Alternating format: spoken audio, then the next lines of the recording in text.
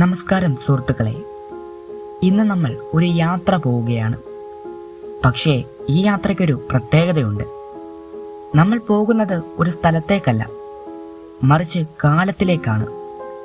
നിങ്ങൾ എപ്പോഴെങ്കിലും ചിന്തിച്ചിട്ടുണ്ടോ നമ്മൾ ജീവിക്കുന്ന ഈ ലോകത്തിന് അപ്പുറം മറ്റൊരു ലോകമുണ്ടെന്ന്?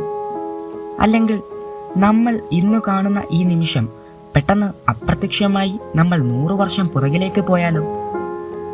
ഇന്ന് ഞാൻ പറയാൻ പോകുന്ന കഥ കേട്ടു കഴിയുമ്പോൾ നിങ്ങളുടെ ചിന്തകൾ മാറിമറിഞ്ഞേക്കാം. കാരണം ഇത് വെറും ഒരു കെട്ടുകഥയല്ല.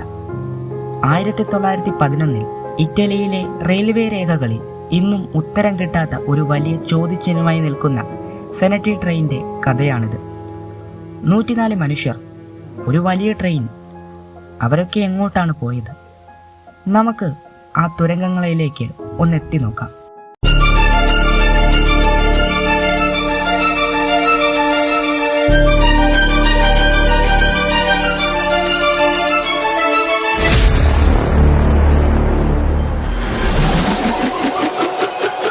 1911 ജൂൺ മാസം, ഇറ്റലിയിലെ റോം നഗരം.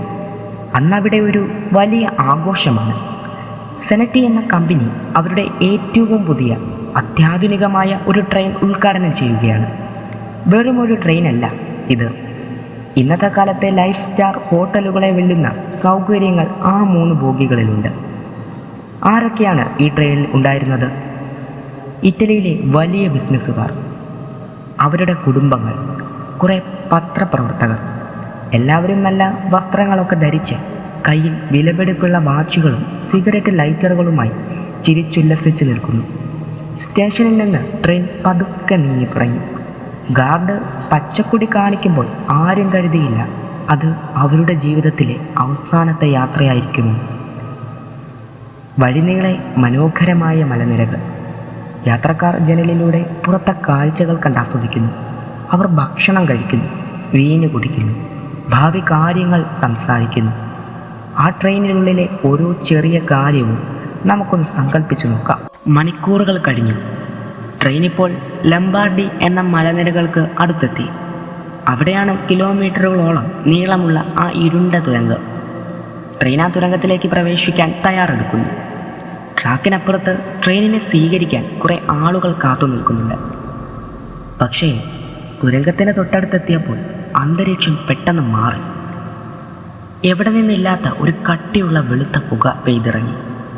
പുകയെന്ന് പറഞ്ഞാൽ സാധാരണ പുകയല്ല, പാല് പോലെ വെളുത്ത, ഒന്നും കാണാൻ കഴിയാത്ത അത്രയ്ക്ക് കട്ടിയുള്ള ഒന്ന്. ട്രെയിൻ ആ പുകയ്ക്കുള്ളിലേക്ക്, തുരങ്കത്തിൻ്റെ ഇരുട്ടിലേക്ക് അലിഞ്ഞു ചേർന്നു. മിനിറ്റുകൾ കഴിഞ്ഞു, 1 മണിക്കൂർ കഴിഞ്ഞു. തുരങ്കത്തിൻ്റെ മറുഭാഗത്ത് ആളുകൾ പരിഭ്രമിച്ചു തുടങ്ങി. എന്തുകൊണ്ടാണ് ട്രെയിൻ വരാത്തത്? അവർ ഉള്ളിലേക്ക് പോയി നോക്കി. അവിടെ വെളിച്ചമില്ല, ശബ്ദമില്ല. റെയിൽവേ ട്രാക്ക് ഒഴിഞ്ഞു കിടക്കുന്നു. ഒരു വലിയ ട്രെയിൻ അപ്പാടെ അപ്രത്യക്ഷമായിരിക്കുന്നു. തിരച്ചിലിനിടയിൽ തുരങ്കത്തിന് പുറത്ത് ബോധരഹിതരായി കിടക്കുന്ന 2 പേരെ പോലീസ് കണ്ടെത്തി. ഭാഗ്യം കൊണ്ട് ആ ട്രെയിനിൽ നിന്നും പുറത്ത് ചാടിയവരായിരുന്നു അവർ. ബോധം വന്നപ്പോൾ അവർ പറഞ്ഞ കാര്യങ്ങൾ കേട്ട് പോലീസ് പോലും ഞെട്ടിപ്പോയി.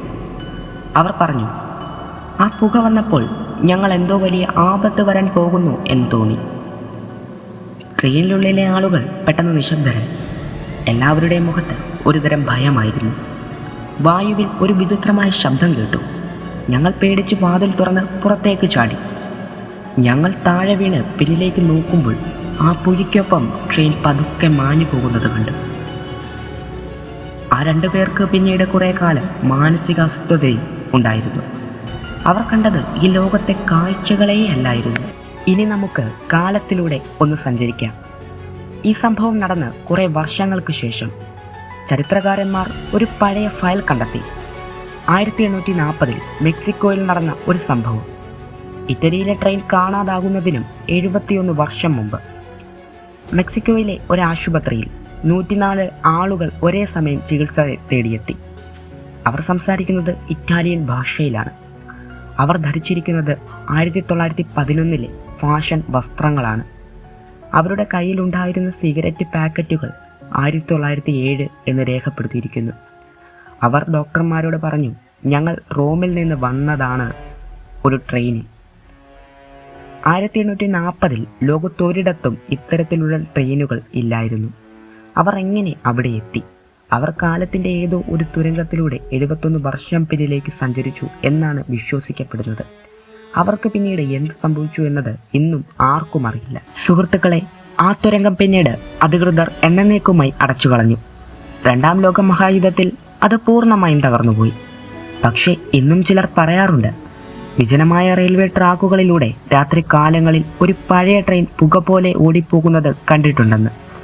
അതിനെ ആളുകൾ ഗോസ്റ്റ് ട്രെയിൻ എന്ന് വിളിക്കുന്നു. നിങ്ങൾക്ക് എന്തു തോന്നുന്നു? ഇത് വെറുമൊരു കെട്ടുകഥയാണോ? അതോ നമ്മുടെ ഈ ലോകത്ത് നമുക്കറിയാത്ത കുറേ വാതിലുകൾ വേറെയുമുണ്ടോ? കാലം ഇനിയും ഇത്തരം നിഗൂഢതകൾ ഒളിപ്പിച്ചു വെച്ചിട്ടുണ്ടാകാം. ഈ കഥ നിങ്ങൾക്ക് ഇഷ്ടപ്പെട്ടെങ്കിൽ നിങ്ങളുടെ അഭിപ്രായങ്ങൾ പറയുക. മറ്റൊരു വിചിത്രമായ കഥയുമായി ഞാൻ വീണ്ടും വരാം. അതുവരെ നന്ദി.